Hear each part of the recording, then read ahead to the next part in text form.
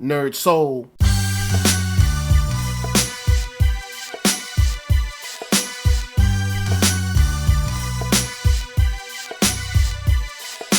Late LK at OneYoungsta, holding down, bringing that StreetGeek and NERDSoul. What is up, my people?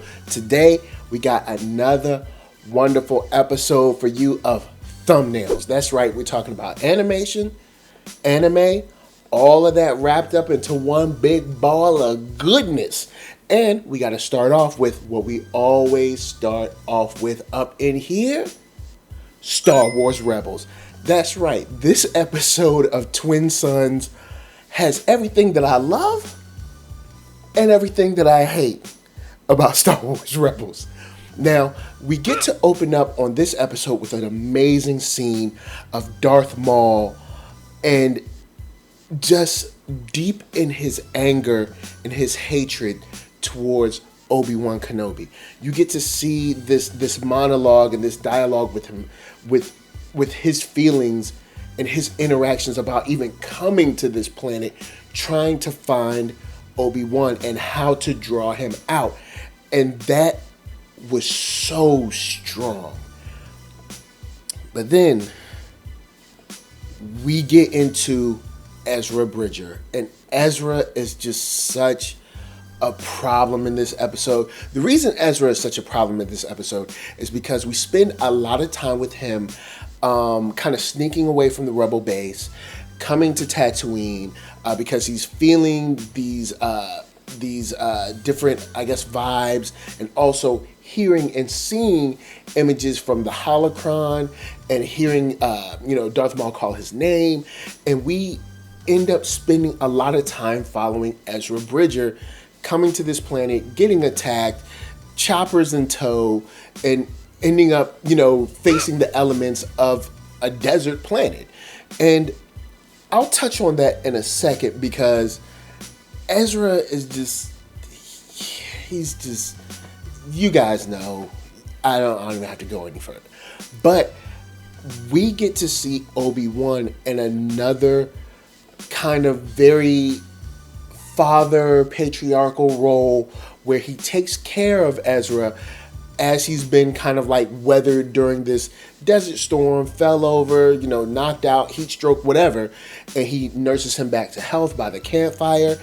And he breaks down what my issue with Ezra Bridger is, which makes me like this episode, but also makes me hate this episode to a certain degree, because the writers can't have their cake and eat it too. You can't have a problematic character and then have another character say, oh, well, this is everything that's wrong with you. And what I mean by that is that Obi-Wan even stresses to him that you aren't where you're supposed to be. You're not doing what you're supposed to do. Stuff like that.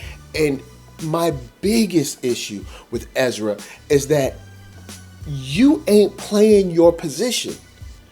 This isn't. I know we're supposed to follow Ezra.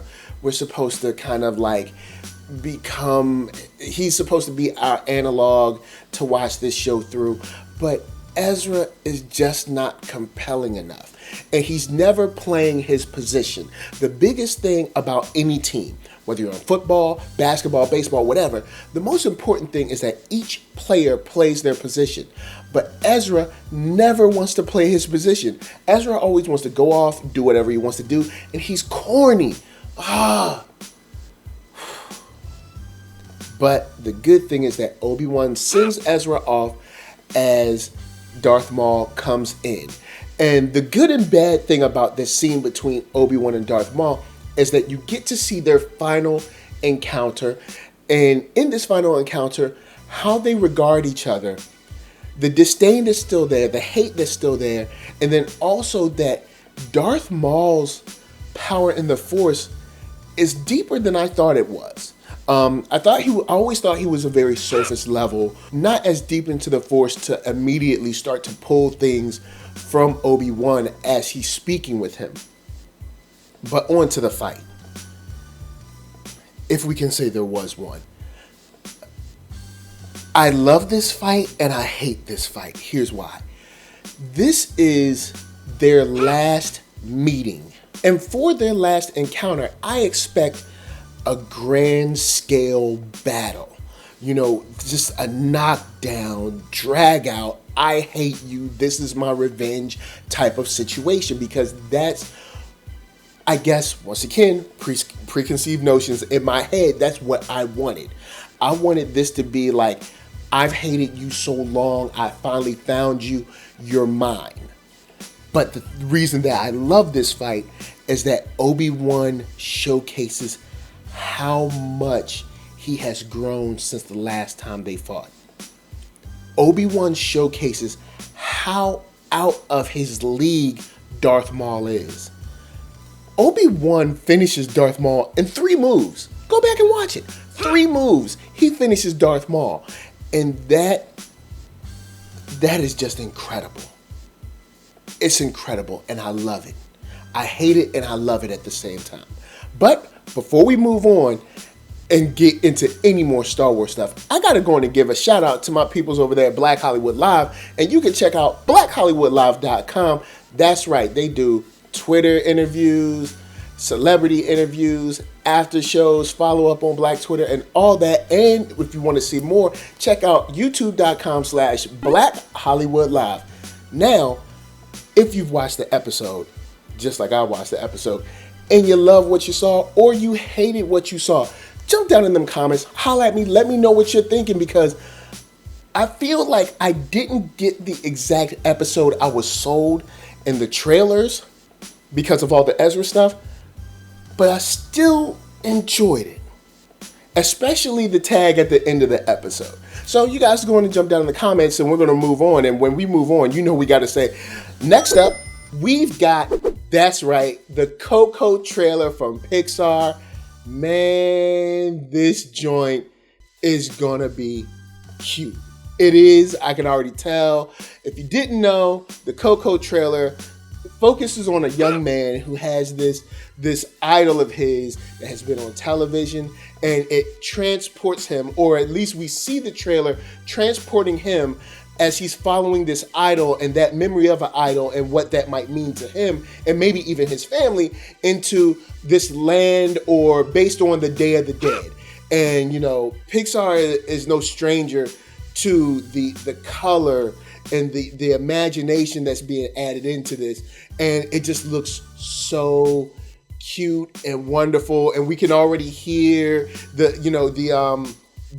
television that, or TV show that this kid is watching, like the different things that this man is saying. And we know those are going to be like the tenets that this kid is going to follow, and all of these like wonderful things about, music, is me, and, you got to follow yourself, and follow your heart and find yourself and all these things. And I know it sounds cheesy when I'm saying it, but when Pixar says it in film, it's wonderful. I'm pretty sure this is going to be no different than any of Pixar, barring a couple of films with automobiles. Any of Pixar's other films where it's a great time for the family to kind of open up conversations about feelings, about hopes, dreams, things like that. And this is going to be a wonderful time. It just looks so cute. It looks so lovely, and I can't wait to see it, man. It's another one of those Pixar joints, so you know what it is. But before I go too far, guys, I want you to jump down in the comments. Let me know what you think about the Coco trailer. Are you hype about it like I am? I think it's going to be one of those beautiful, vivid, imaginative films where you're going to see a lot of color, because even at home on my own television, I can see, even on the laptop, you can see all of the vivid colors. So on the big screen, this is going to be incredible. So let me know your thoughts. Jump down in the comments, because we got to move on. And I love to move on by saying, next up, Netflix has another original coming its way in animated form, reviving an animated classic of sorts. It's more of like maybe a cult classic. A lot of people seem to have forgotten about it, but Devilman is coming back, and in this time it's going to be called Devilman Crybaby. And we get to see this announcement trailer. We don't get to see too much, but we do get to see that it's bringing the scary back, it's bringing the horror back, it's bringing back the blood. And in this case, I'm expecting this to be a very mature, a very adult series. It's probably not going to be, better not bring your kids because this is not the one. But I think this is a wonderful announcement trailer for something that's been kind of on the back burner for a long time. Like, we haven't seen Devilman in a while. It's been gone long enough for us to kind of see it, especially in this way on Netflix, especially seeing what they've done with like Knights of Sidonia, what they're doing with like Voltron, where, you know, Netflix is kind of holding it down for animation. I'm very interested to see how this turns out, especially with the coming Castlevania as well. So, for you guys at home, let me know what you think about this Devilman. Were you into Devilman back in the days? Are you interested to see what it's going to bring these days? Are you wondering if it's going to be for you or not? Let me know what you think about that trailer, because I think I'm pretty sold on at least the first 2 to 3 episodes. So, of course, before I bounce, you know I got to tell y'all to hit up ThatNERDSoul.com. That's right. You can hit up all my videos and check them out right there. You want to holler? Drop me a line. And don't forget to hit up shop.thatnerdsoul.com and pick yourself up a t-shirt, player. And don't forget one for them playettes. Then you can come back here, like, comment, and subscribe, and share that Nerd Soul, because there is no way that I can tell people that you like what you are watching. And of course, you know I gotta shout out VA, what up? LA, what up? RVA, you got my heart. And please, be good to yourselves. Be good to each other. Peace.